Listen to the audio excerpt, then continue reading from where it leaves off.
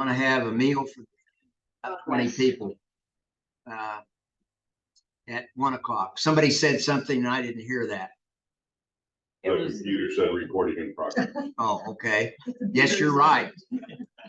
Okay, we've got, I have over 200 slides, and we're not going to spend as much time looking at landscape, if you will, but more at people and just things about Istanbul. Tonight is lesson 6, and we are going to be covering Istanbul. Would you hit the screen where I can advance? There we go. Okay, I wanted to spend just a couple minutes talking about what's going on in Israel. And this was the map that you saw when we were telling you about Israel, and you can see where Jerusalem is. You can see the West Bank, which is an area that they worry about because there are insurgents within that West Bank, and there are fences and gates and things that we've showed you. But Gaza is over here on the coast, and that's where things have blown up. And so I just wanted to show you in relationship to where we were, what's going on. We didn't actually travel to Gaza or that close. And so you see it's Beersheba. We went to Beersheba down at the bottom. And I listed a couple other places we went, but you can't see where those are very well. We went to Bet Gurban, which is where the caves were. We went to Lachish, where the fort was up on top of the hill. We went to the Valley of Elah, where David and Goliath fought. And we went here to Beersheba. But what you don't see there is Gaza. And so the next slide will show you Gaza, and the blue is the areas that were hit by insurgents that got through the walls. And they wiped out lots of villages there. They've been talking about the village that had 400 people that were mainly farmers, and they're all gone. They were either killed or they've been carried off, where they're missing. And lots of them have been found just in the last day or so. The military finally went through there closely, and lots of houses burned. They found lots of bodies there. And then there were almost 300 people killed in the Negev desert, which is right in here. There's Beersheba, and when we came down to Beersheba, we rode this road. So I've never been over there, but it's still close. I just wanted you to get an idea of what was going on there, and of course it may expand. There are places that have been bombed or taken over. They've been retaken supposedly by the Israeli army, and now the army is massing, and we don't know what's going to happen. Are they going to move into Gaza after hostages or not? So it's a terrible situation. All right, we're going to move to Istanbul. I told you before, as a heads up, that Istanbul has been called other things. And I asked you if you remembered what else it was called, and everybody pretty much remembered Constantinople. But before that, it was called Byzantium. And that was 3000 BC. And there was a king that was named Byzas, and he named the city Byzantium. But it was not a large city then. But it's still unusual because it's the only city in the world that exists in 2 separate continents. It's in Asia and it's in Europe, both. And I'll show you pictures of that in a moment. But after that, Constantine became the Roman emperor, and he moved to this city, and he named it Constantinople after himself. And actually, he called it East Rome for a while, but I think other people named it Constantinople. And it became the head of the Roman Empire in the 4th century, 300 AD. And then it came to be called Istanbul, which means the city, in 1453, when it was taken over by the Ottomans, who conquered the Romans and took over that city.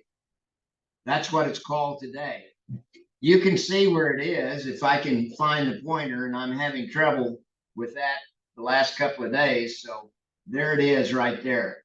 And you see that it's not a canal, but it's narrow like a canal. It's a river. It's called the Bosphorus Strait. And I'll have it on a map here in a minute. But you can see where it is. And the Black Sea, there's lots going on in the Black Sea now, because that's the area where lots of Russian warships are that the Ukraine keeps bombing. And Ukraine, of course, is right up the top of the Black Sea. So that gives you a picture of areas with conflict right now. There's Istanbul a little closer, and there you can see that strait that goes right down the middle of it. So that separates Europe from Asia. Europe's on the left and Asia's on the right. Well, I told you that Istanbul has a long history, and I wanted to try to make this as biblical as possible. So I picked out a bunch of verses, and we're not going to spend much time on them. But if you notice in Matthew and Mark, the Great Commission, as Christians, we were told to do what? Go unto all the world and preach the gospel and baptize people. Well, the Christians in Acts, the 2nd chapter, after Peter preached his first gospel sermon, it said the Lord added to their number day by day those that were being saved. And you remember how many were baptized on the day of Pentecost? 3,000 people. And just 2 chapters later, over in Acts, the 4th chapter, and I think it was verse 12 I wrote down. No, it's verse 4. It says there were 5,000 men, not counting women and children. So many said there would have been probably close to 10,000 Christians only a few days after the day of Pentecost. So it was spreading so quickly. And then in Acts 4, down in verse 19, Peter and John were told not to preach anymore. And they said, well, you use your judgment, but we can't stop speaking about what we've seen and heard. And even though you tell us not to preach about it, we're going to do it anyway. In Acts 6, verse 7, it said the word of God kept spreading, and the number of disciples continued to increase what? Greatly in Jerusalem. And it says a great many of the priests were becoming obedient. We think of, or at least I often do, that the Jews primarily rejected Jesus. But after Jesus, he was rejected while he was on earth, pretty much. But after he ascended into heaven, in the day of Pentecost, suddenly many people saw the error of their ways, just like those people who were cut to the heart on the day of Pentecost. And there were lots of Jews. And many of the first churches were Jewish churches, and many were synagogues that converted to churches that had mostly Jews, but some Gentiles.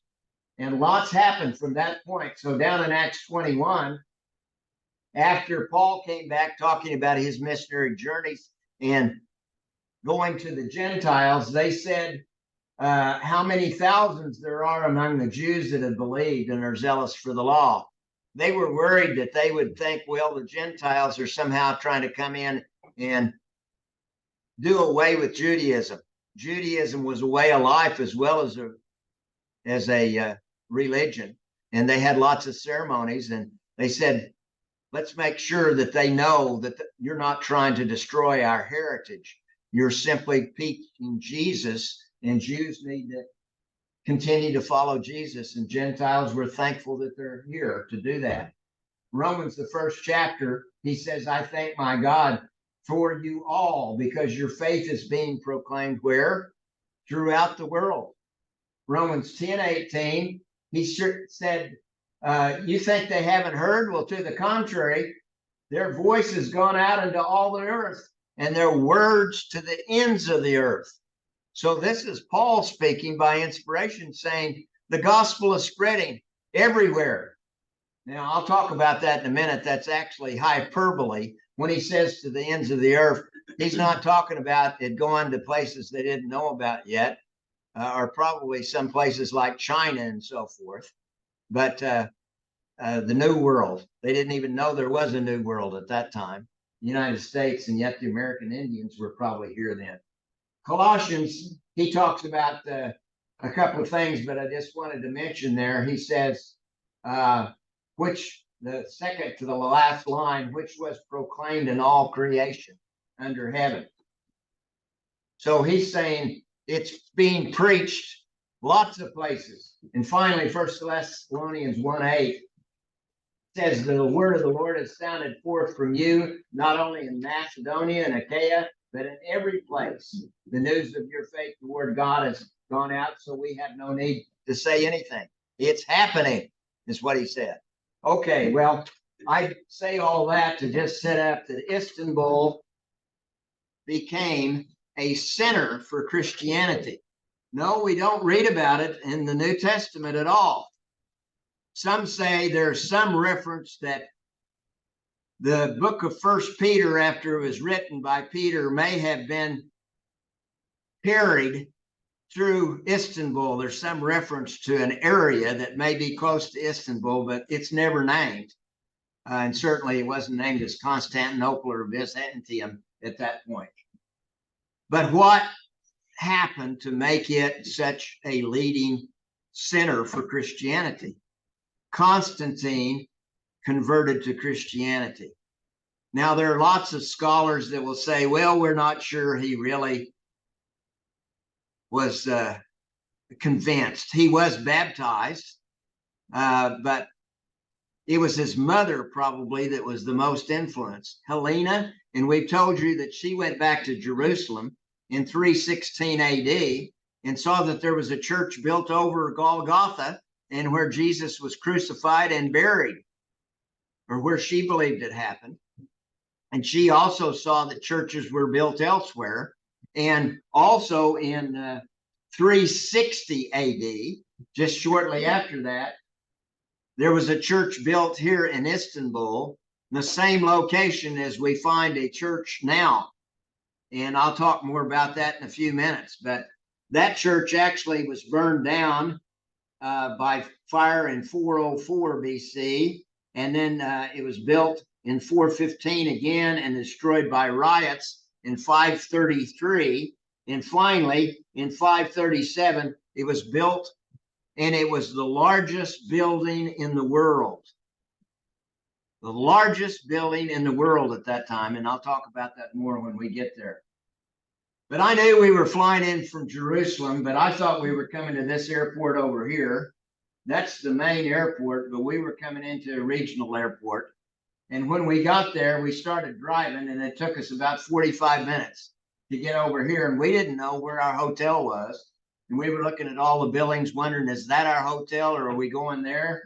We actually had to cross a bridge here and then come over and cross a bridge here and then come down and around the coast here. And it took us almost 3 hours to get there because traffic was stop and go. We would sit for minutes in blocks.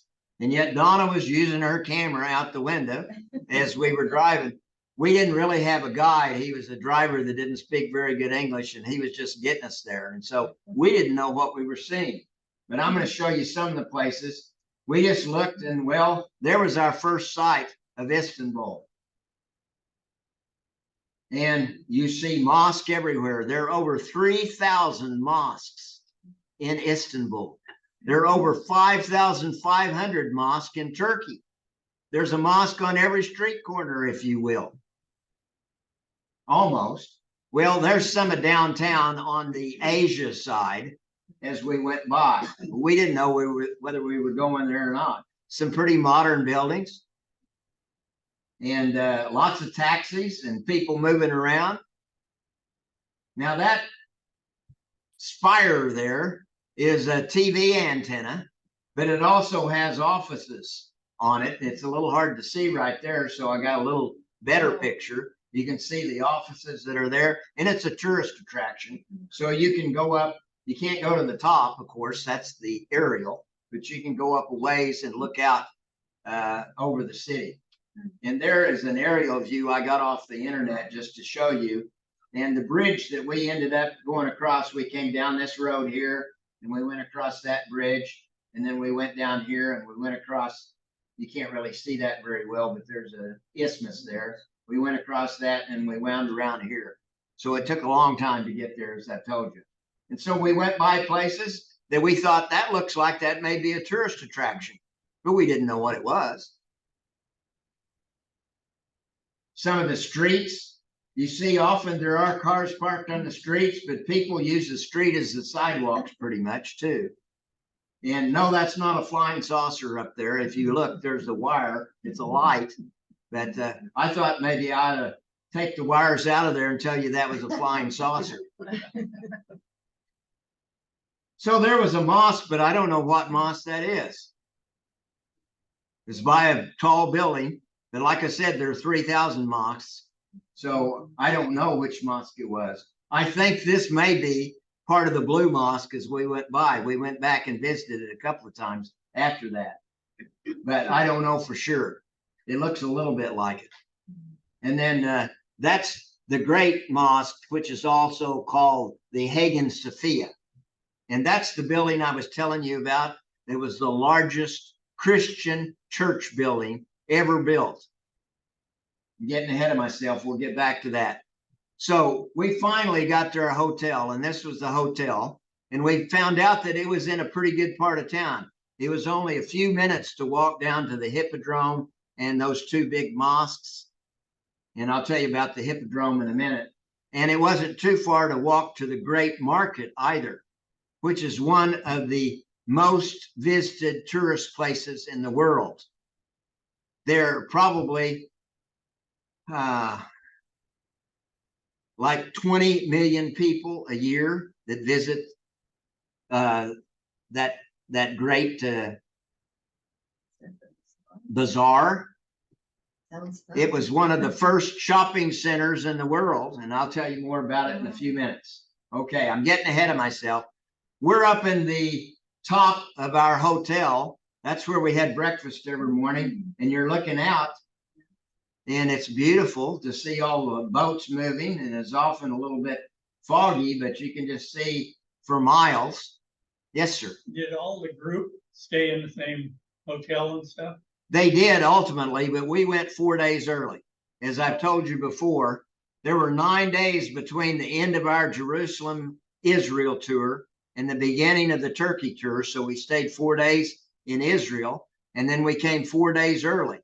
It ended up that there were lots of people coming early. So a number of people signed up to take a tour the third day of our fourth day. And we toured Istanbul because that wasn't part of our original tour. We were going to just go to Istanbul to get on a plane to go to where the 7 churches of Asia are. But most people toured that with us. In answer to his question, there were some people that came early and made their own hotel reservations, but they were across the street. Oh, okay. But everybody ended up in the same hotel. Yes, ma'am. How's the cost of living there? Cost of living is much cheaper than here. There are lots of bargains, they say, although we didn't buy much except a few trinkets. But one of the reasons that the bazaar is so visited is because you can buy things pretty cheap. Now, they are having inflation in Turkey now, but they just elected a new president. About the time we were there, he just got elected. And he's been both hot and cold to the United States.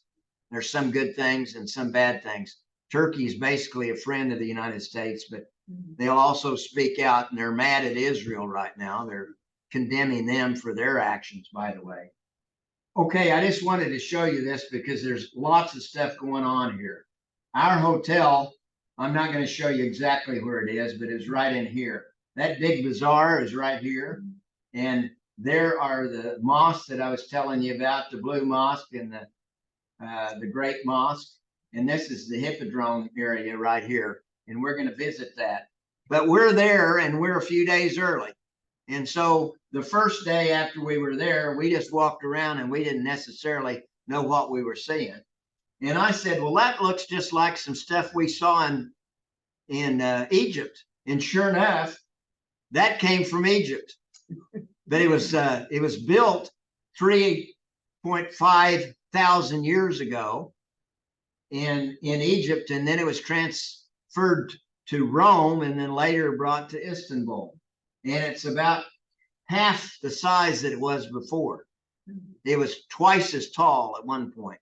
Right now, it's only about 30 meters, which is about 90 feet.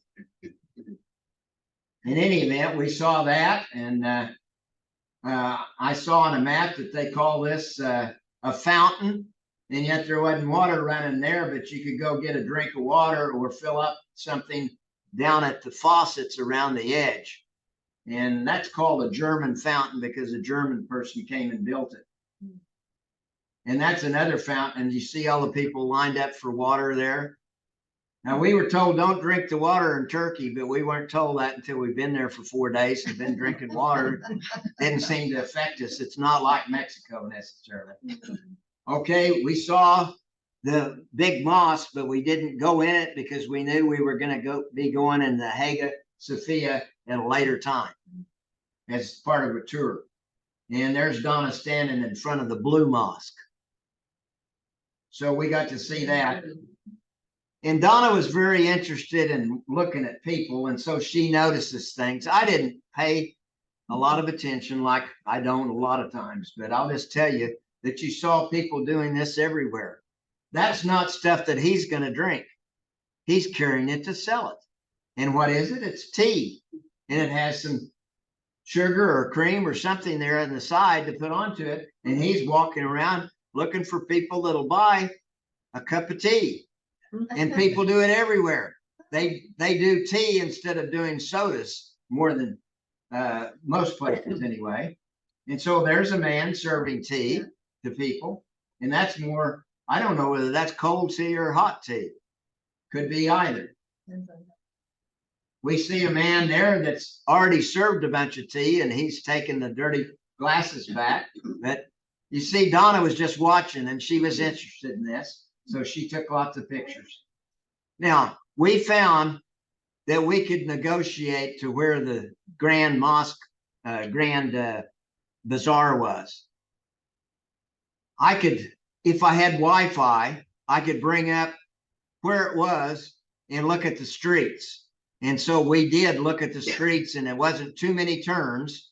And so we were going to follow my Wi-Fi to get to the Grand Mosque. The only thing is once you get there, you don't have Wi-Fi and you can't find your way back using your phone.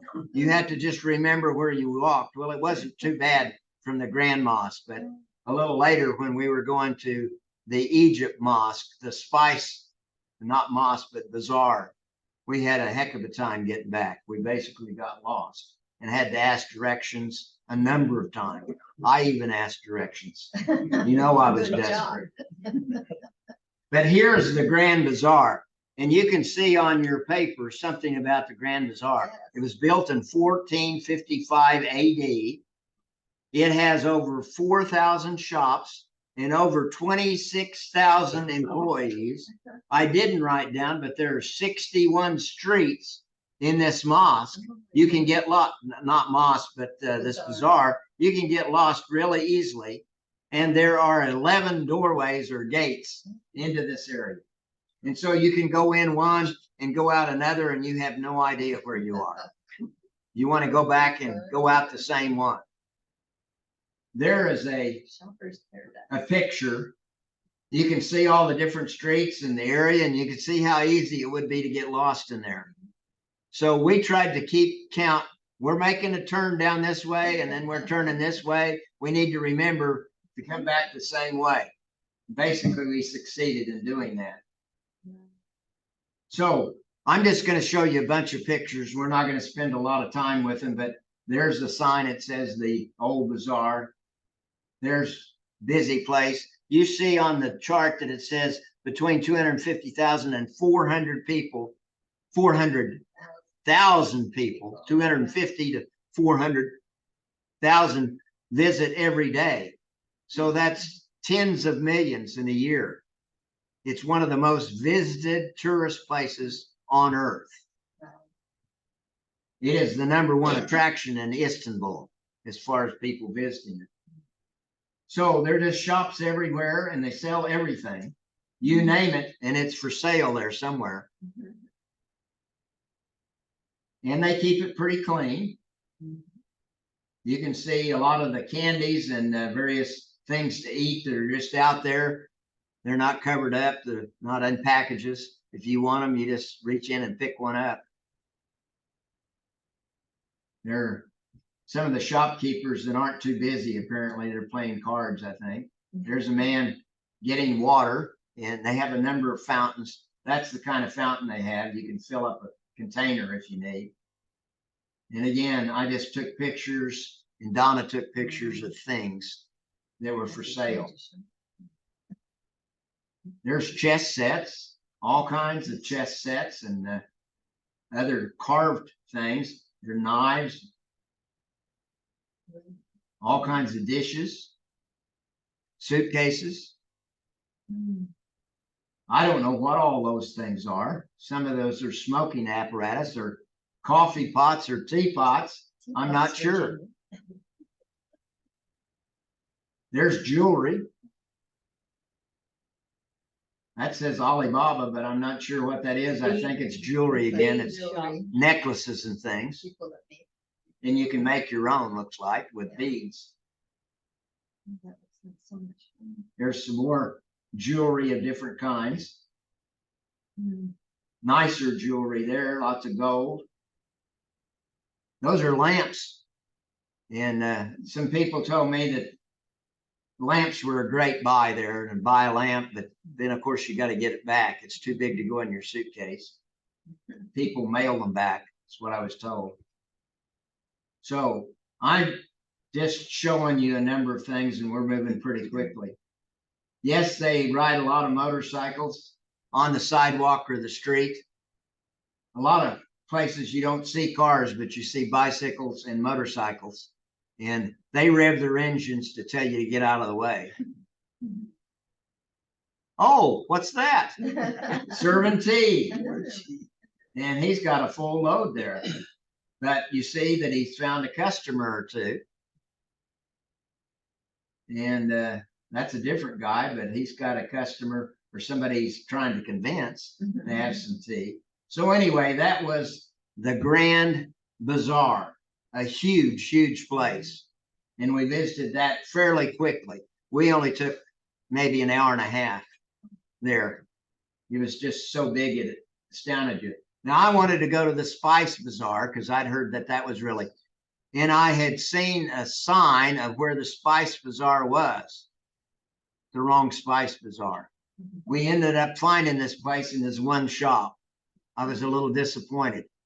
So then we looked some more and the Spice Bazaar was a mile and a half from our hotel. And we got there, but like I told you, we almost never got back. And so there were some of the turns we were supposed to make. You go 60 feet and you turn, but those streets, they go every which direction. They're not right angles. They go off to the right or to the left or at an angle. And I told Donna, well, we'll take some pictures of the corners where we're turning. Didn't do us a bit of good. Anyway, look at the crowds. There were people, that's me, by the way, and Donna took that picture, and we're just in the middle of these huge crowds as far as the eye can see. And that was trying to get to this Spice Bazaar.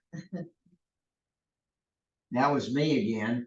Well, I didn't show you lots because I'm going to show more about the crowds in the streets later. We finally made it. There's the gate, one of the gates to the Spice Bazaar.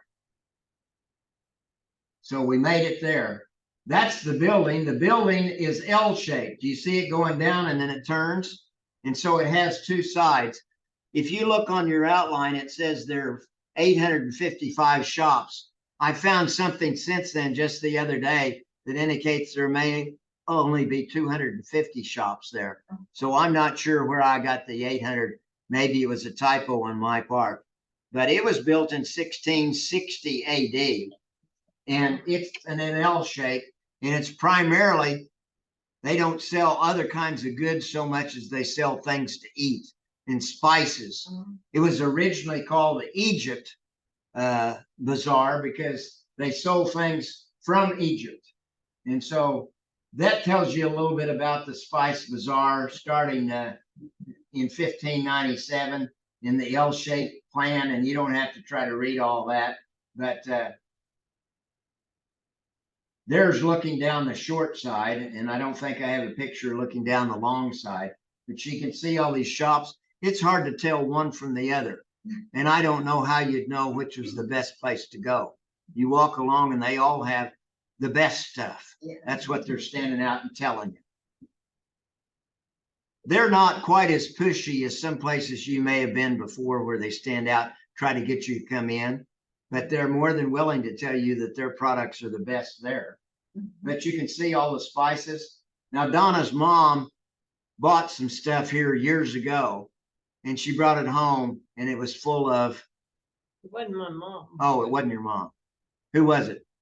Well, what was it? It was the director's wife. Okay, and it was full of Spice and had bugs in it. Oh. full of bugs.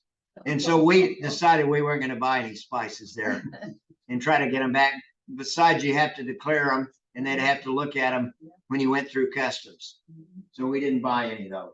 But there's all kinds of things. That's candy. More candy. You just grab a handful. If you don't want to do that, they'll grab a handful, put it in the sack for you. All kinds of spices, you name it and it's there, but I couldn't read what's written on most of them, so I didn't know what I was looking at. That says that's a jasmine ball, so I guess that's a spice.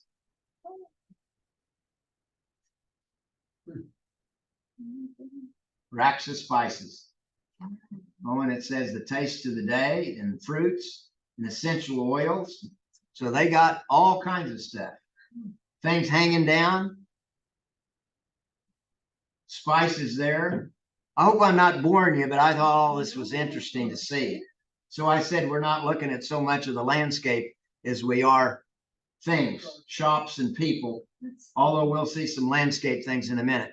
So the second day, we were told that it's a pretty good thing to take a river cruise. And so it wasn't all that expensive. I think it's $30 for a 3-hour river cruise and you got a meal.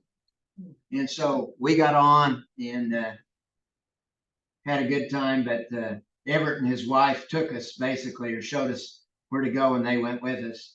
It was raining, so you didn't see lots of things, but there are all these buildings. That's Everett's wife, Eileen, right there. And that's an old palace that's now a museum. There's some more mosques. There's just mosque everywhere. Yes, ma'am. What river is this? Where is that? What river? That's the straight. That's that strait that I told you about. We're on the strait, and I'll show you a picture of that in more detail in a few minutes. And we just looked at houses. They showed us one area that all the houses had red roofs, but not every house has a red roof. There's just one area that I don't know whether the same roofer did them all or what, but they like red roofs. And most of those were mansions anyway. Yeah. More mosques. Okay, we went under 2 bridges and we are headed north now. We're headed toward the Black Sea.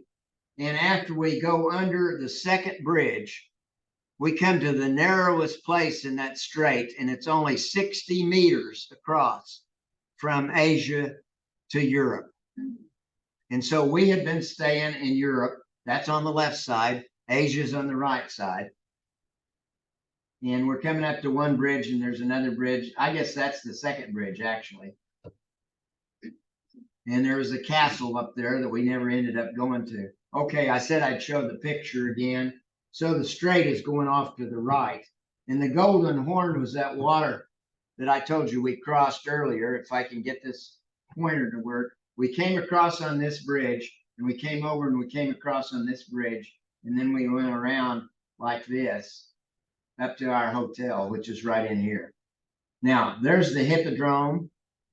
There's the Hagia Sophia, which is the Great Mosque. And this is the Blue Mosque right here. And this is a palace that we also toured. And so there are other mosques, though, out in the area. And there was that Grand Bazaar. And the Spice Bazaar was up here. There's the Spice Bazaar right there. Okay, I got this picture off the internet. It's not the best in the world, but that's what the Hippodrome would have looked like under Rome. And so it was a racetrack. And in the center of it, they had all these monuments.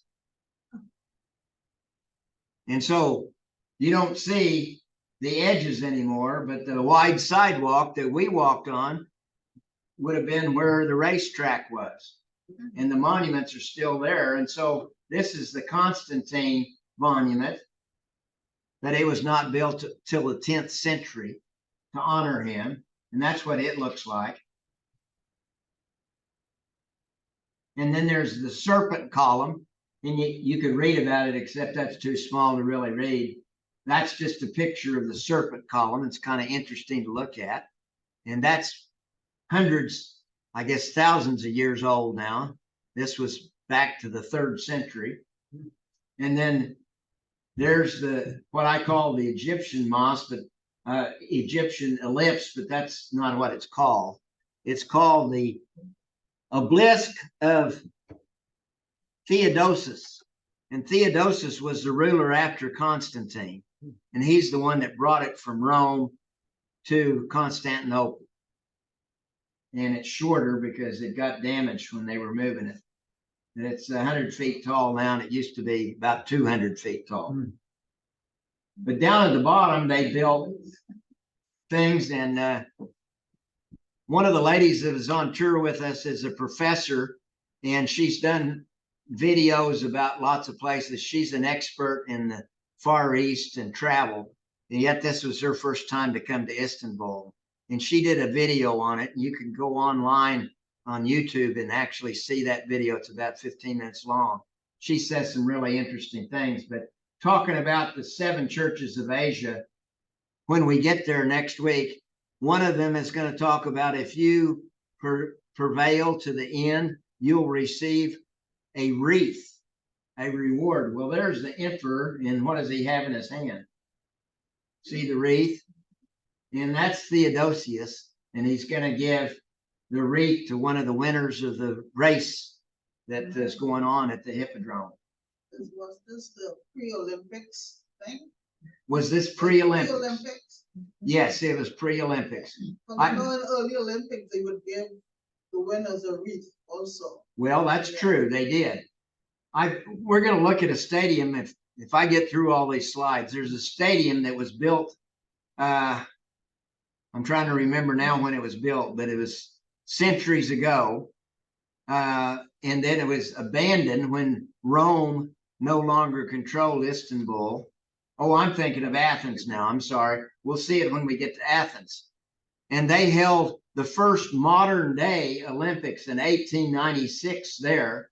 And then they held another Olympics in 1962, I believe it was. But that's Athens. So I'm getting my cities mixed up. I was just trying to do slides for Athens here yesterday. So, okay, we're at the Hagia Sophia Grand Mosque. There it is. It was once the largest building in the world.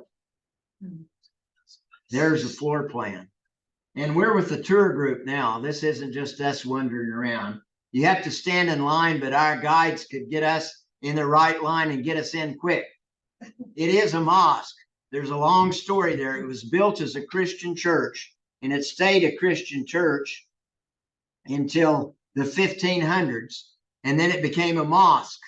And it was a mosque until 1930. And in 1930, the ruler of Turkey said, we're going to make it a museum. And it was a museum from 1930 to 2020. 3 years ago, it was made a mosque again. They declared the law that made it a museum unconstitutional, and they made it a mosque again. And so you have to wear a headdress when you go in if you're a lady. You can't wear shorts, men or women. And you'll see all that in a minute. There we are going inside, and you see the ladies have headdresses that they're wearing. And that's the foyer, actually. And it's pretty tall, and it's pretty impressive. But that wasn't the main event. We're going inside, and the dome is 180 feet tall. They say you could take the Statue of Liberty and set it inside, and it still wouldn't touch the top. So that's how huge it is. You see there's green carpet, and there are circular lights. And it is a mosque now, so there are all kinds of things that say mosque, but there's still pictures of Mary and Jesus because it used to be a church. and they didn't wipe out all the pictures of Christianity. So it has some of both.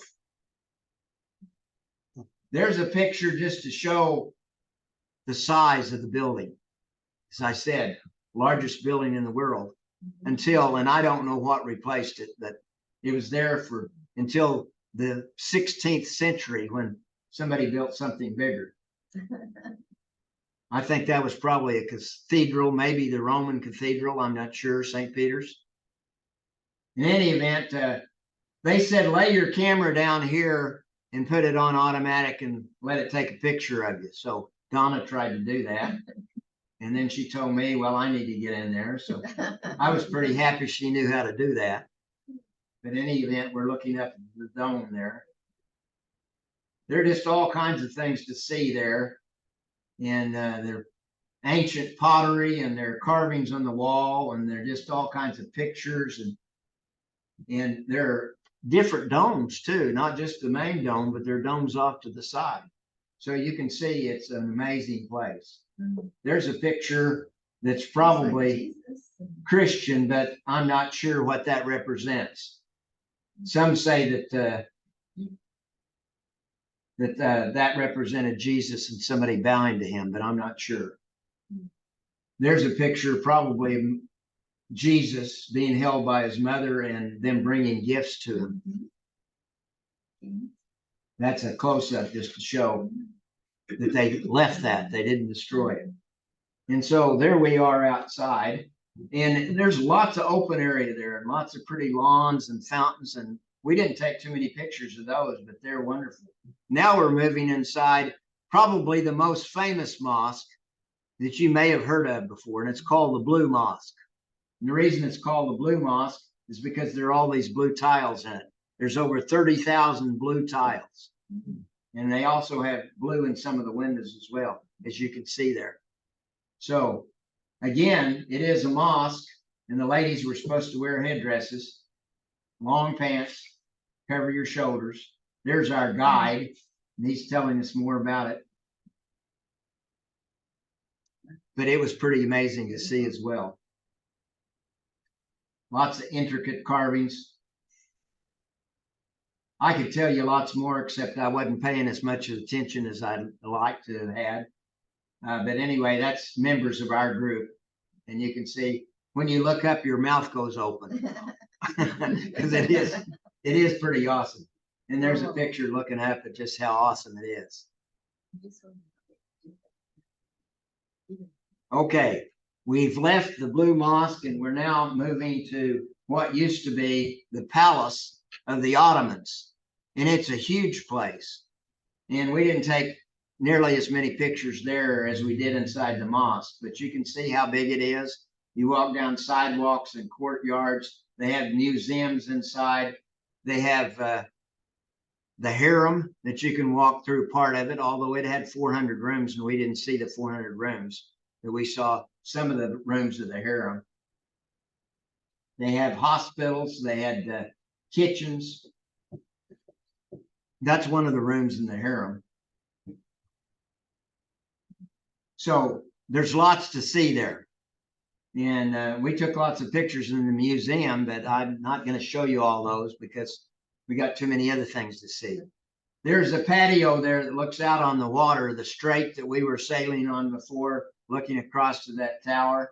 And it's just amazing. That's the bridge that we went down to on the boat. And there's some of the city that's on the Asia side. That's Asia over there. And so now we're just going to look at a bunch of shops. So if you notice, I say overview of shops and people. Yes, ma'am. Do you know if these buildings are privately owned or owned by the country, the government? I saw somewhere the mosque are owned by the religion, that they're Mohammedan mosque and they're owned by religious, that I don't know that much about how that's different from the government. The government said, no, it was unconstitutional to make it a museum. We're going to give it back. And most of those mosques are all owned by the Mohammedan religion. But as I said, there are 3,000. One more question. Did you guys have to pay to go into these places? Yes. Somebody's. Oh, making a lot of money. Well, I stand corrected. We had to pay to go into the temple. The 2 mosques are free. The 2 mosques that we toured are free. And somebody said that was amazing that they would stay free. Okay, we're just going to look at lots of things. These are just shops and people. You've already seen shops at the markets that we looked at, but this is just along streets. And Donna likes to look at people. She's very attentive to people, not those people, but they didn't look back for some reason.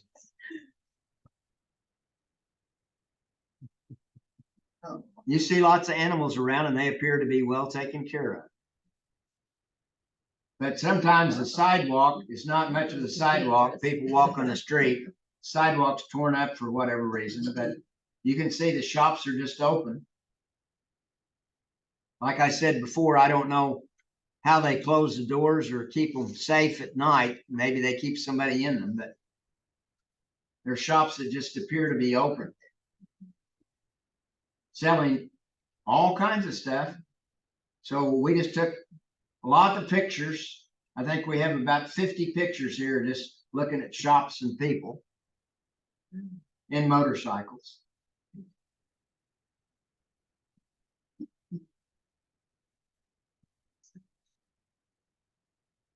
It looks good, doesn't it?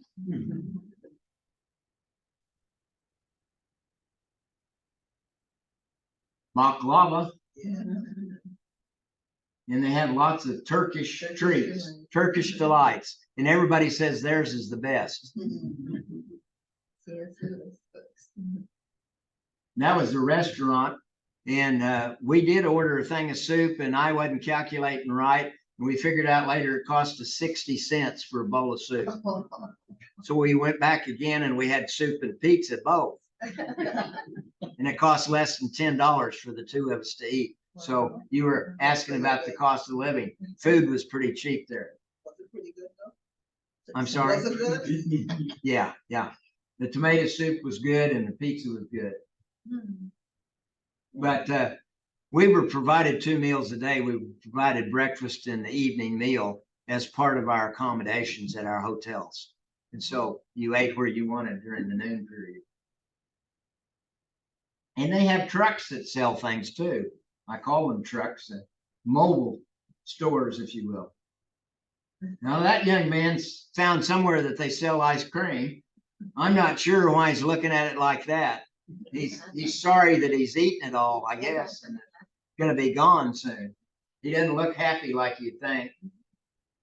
People, Donna just got that lady, and I'm not sure what her expression is, but it's interesting to see her. She's wearing traditional garb there. See lots of ladies that wear. She's that. selling a package of things. Okay, it looked like that in her bag. Yeah. Okay. Was she selling it? Okay. So that's when she was looking at you to see if you wanted to buy some. He's bought something, but I don't know what. He's getting water, and he actually has a stool to sit on while he's doing it. He's washing his feet. His shoes are off. That fire doesn't look real, but it is. Oh. Donna took that picture and I was just amazed. Look at the fire. It looks so alive, doesn't it? And I'm not sure what she was fixing there, but that was one of the restaurants we ate in, and we didn't order that. If we'd have known you could get it, we might have ordered it because it's interesting to watch somebody else get it. Yeah. I'm not sure who took off their shoes, but that guy's looking at him for some reason. I felt sorry for this lady. If I could walk like she could, I think you can just picture her. You can almost see how she would be walking.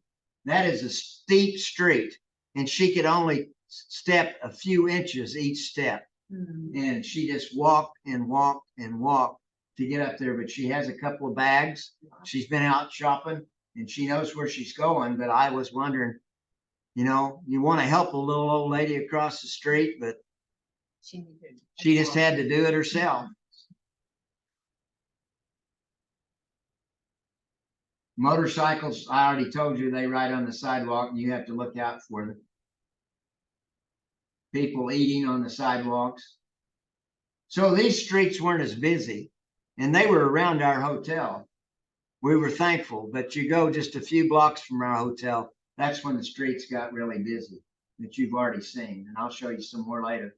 That man's eating some bread. He made it look pretty good. There's traffic. Traffic is atrocious. I have a series of photographs now about men moving things. We are going to get through all this, but just barely, looks like. You have to picture that they can't get trucks down many of the streets. They're too narrow, so they unload the trucks, and then they have to load the boxes on carts and roll them. And so you see the boxes everywhere. So there's a man with a cart that he's going to pick up some things. There's a man with a cart over on the left that he already has some stuff. There's men with boxes that they're moving. And you see all these others stacked here. I could not figure out whether they were coming or going. But, you know, I guess they knew where they were going. So that you see these men everywhere.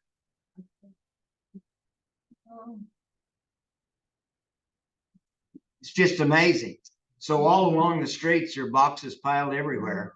And I guess somebody's watching them to make sure you don't carry them off. They go from one side of the street to the other with those heavy zigzag. So you don't see anything like that in the United States, but I thought it was interesting the way their commerce works. Lots of boxes, lots of moving. They don't need to go to the gym. Everything you can think of. Now there's a truck that actually brought some boxes, but they're unloading it. That motorcycle thing, look how tall the boxes are on him. This guy just has to use a handheld cart.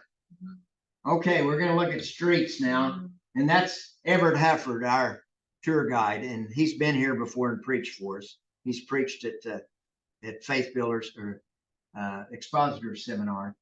But he had a GPS and he was leading us back from the Spice Market area. He said, I can get you to the hotel. And so he was following his GPS. But look at the people. I still didn't know where he was going. And we go down and we take a turn. He only took one or two wrong turns and we had to backtrack. But look at the people, would you? And so you carry stuff in your front pocket or you carry it in a pack underneath your clothes. You don't want to carry it in your back pocket.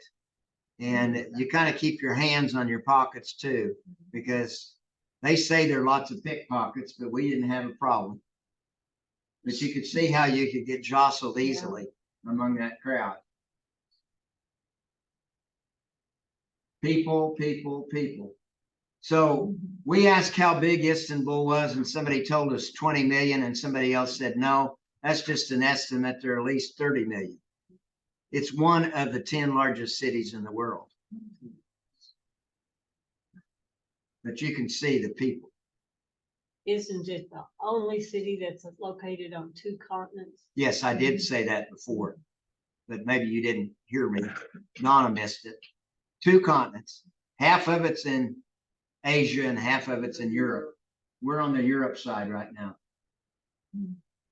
So this was just the streets, and we can move fairly quickly through that because you're seeing the same thing in every picture, pretty much.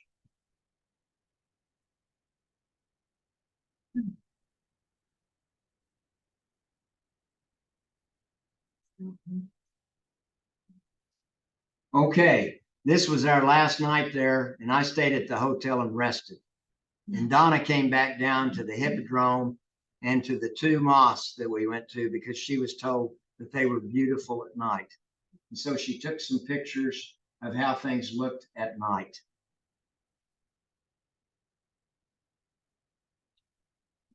I can't read what that says, but anyway, that's on the Grand Mosque.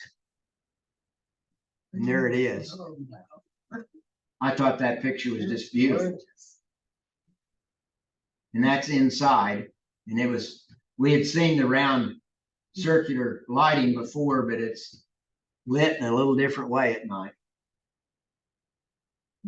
Another picture inside the Grand Mosque.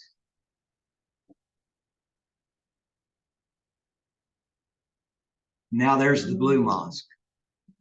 You know now why they call it the Blue Mosque, right? No, they made it in blue light, but it's called the Blue Mosque because of the way it looks from the inside out. And so there's on the inside of it, as you've already seen, but at night it's lit a different way. Now that looks like the purple mosque to me, but that's just the Blue Mosque in a little different light. And there's that, what I call that Egyptian tower. In any event, that's the slideshow. We did get through it before the end of the class. So are there questions about what you've seen? I'm sorry if we went too fast through some of that. Istanbul was an exciting place to see and to hear about. You did a lot of walking. Did you wear a pedometer so you know how many miles you covered? I have a smart watch and it says, but yeah, we did quite a bit of Wow. walking, Yeah. several miles a day. Oh my The lady that I told you about that did the thing, after the first mosque visit, she went back to the hotel and took a nap while her husband went to the Blue Mosque, and she went to the Blue Mosque later. But she said hers already had 10,000 steps when we'd only visited the Hippodrome and one mosque.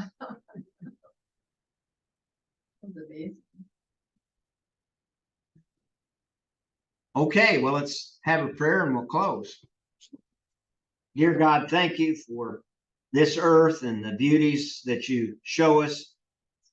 But we thank you, Father, for people, and you've told us that all people are worth more than everything else on earth. One soul is worth more than all the riches. And you've told us that we should proclaim the gospel to every living creature. And Father, in Istanbul, there's so many people that are not following after Christ. It's more of a Muslim country than it's ever been right now, but it has a fabled history of Christianity. We thank you, Father, for preserving Christianity in the way you saw fit through men like Constantine, and that it existed and spread throughout the earth.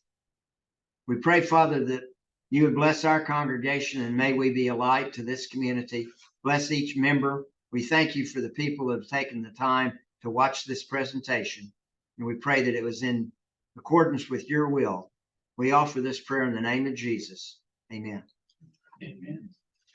Thank you, Paul. I want to go shopping at the bazaar. Okay, next week, we are going to start the 7 churches of Asia. And up here, there's a brochure that shows you where they are. We got on a plane in Istanbul and we flew a couple of 100 miles over to Izmir. That's the name now, but that was the first place that we went. And pick up an outline if you want for next week. We're going to visit 3 of the 7 churches next week, and then 3 the week after, and then 1 the final week, along with some other things. And so we're halfway through. This was lesson 6, and we have 6 more lessons to go. We have 3 for the 7 churches of Asia, and then we have 2 for the Greek islands and 1 for Athens and Corinth. How long were you gone? 5 weeks, 34 days, actually. Okay, thank you. I'll turn some lights on now.